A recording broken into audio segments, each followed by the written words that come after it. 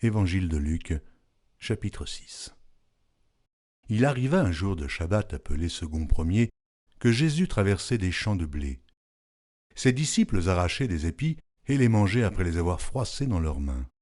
Quelques pharisiens leur dirent « Pourquoi faites-vous ce qu'il n'est pas permis de faire pendant le Shabbat ?» Jésus leur répondit « N'avez-vous pas lu ce que fit David lorsqu'il eut faim, lui, et ceux qui étaient avec lui ?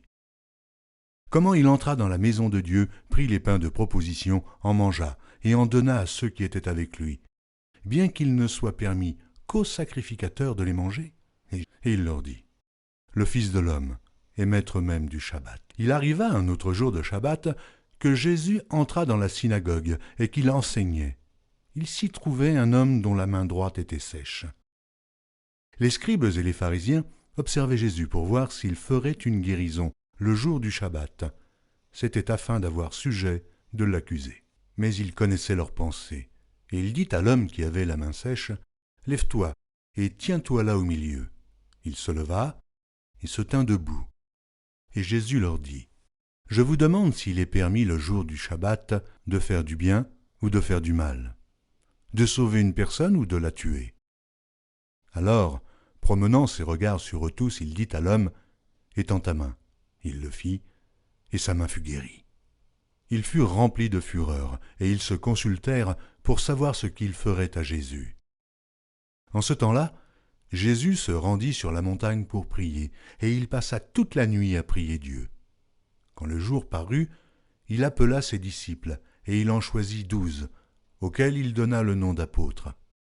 Simon, qu'il nomma Pierre, André, son frère, Jacques, Jean, Philippe, Barthélemy, Matthieu, Thomas, Jacques, fils d'Alphée, Simon, appelé le Zélote, Jude, fils de Jacques, et Judas Iscario, qui devint traître.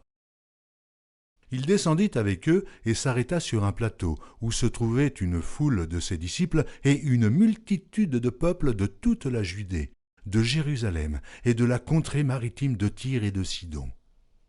Ils étaient venus pour l'entendre et pour être guéris de leur maladie. Ceux qui étaient tourmentés par des esprits impurs étaient guéris, et toute la foule cherchait à le toucher, parce qu'une force sortait de lui et les guérissait tous. Alors, Jésus, levant les yeux sur ses disciples, dit « Heureux, vous qui êtes pauvres, car le royaume de Dieu est à vous. Heureux, vous qui avez faim, maintenant, car vous serez rassasiés. Heureux, vous qui pleurez maintenant, car vous serez dans la joie. Heureux serez-vous lorsque les hommes vous haïront, lorsqu'on vous chassera, vous outragera, et qu'on rejettera votre nom comme infâme à cause du Fils de l'homme. Réjouissez-vous en ce jour-là et tressaillez d'allégresse, parce que votre récompense sera grande dans le ciel, car c'est ainsi que leur Père traitait les prophètes. Mais malheur à vous, riches, car vous avez votre consolation. Malheur à vous qui êtes rassasiés, car vous aurez faim. Malheur à vous qui riez maintenant, car vous serez dans le deuil et dans les larmes. Malheur lorsque les hommes diront du bien de vous, car c'est ainsi qu'agissait leur Père à l'égard des faux prophètes. Mais je vous dis à vous qui m'écoutez, aimez vos ennemis, faites du bien à ceux qui vous haïssent, bénissez ceux qui vous maudissent, priez pour ceux qui vous maltraitent. Si quelqu'un te frappe sur une joue, présente-lui aussi l'autre. Si quelqu'un prend ton manteau, ne l'empêche pas de prendre encore ta tunique. Donne à quiconque te demande, et ne réclame pas ton bien à celui qui s'en empare. Ce que vous voulez que les hommes fassent pour vous, faites-le de même pour eux. Si vous aimez ceux qui vous aiment, quel gré vous en sera-t-on?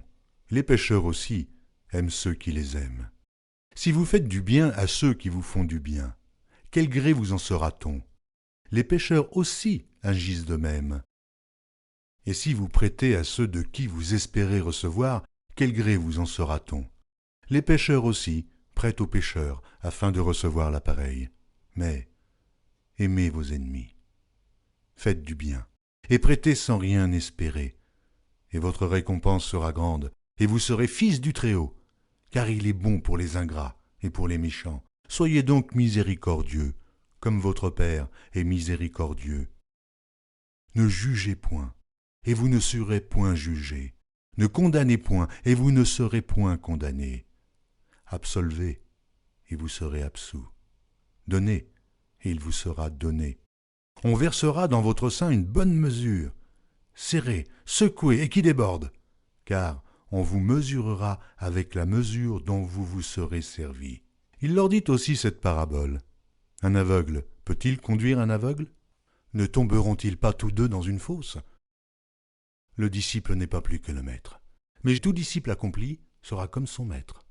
Pourquoi vois-tu la paille qui est dans l'œil de ton frère, et n'aperçois-tu pas la poutre qui est dans ton œil? Ou comment peux-tu dire à ton frère, « Frère, laisse-moi ôter la paille qui est dans ton œil, toi qui ne vois pas la poutre qui est dans le tien ?» Hypocrite, ôte premièrement la poutre de ton œil, et alors tu verras comment ôter la paille qui est dans l'œil de ton frère. Ce n'est pas un bon arbre qui porte du mauvais fruit, ni un mauvais arbre qui porte du bon fruit, car chaque arbre se connaît à son fruit. On ne cueille pas des figues sur des épines, et l'on ne vendange pas des raisins sur des ronces.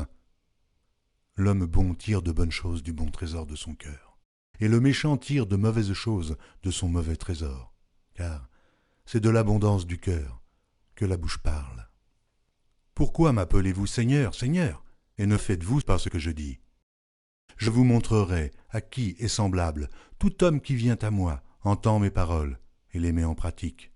Il est semblable à un homme qui, bâtissant une maison, a creusé profondément, et a posé le fondement sur le roc. Une inondation est venue, et le torrent s'est jeté contre cette maison, sans pouvoir l'ébranler, parce qu'elle était bien bâtie.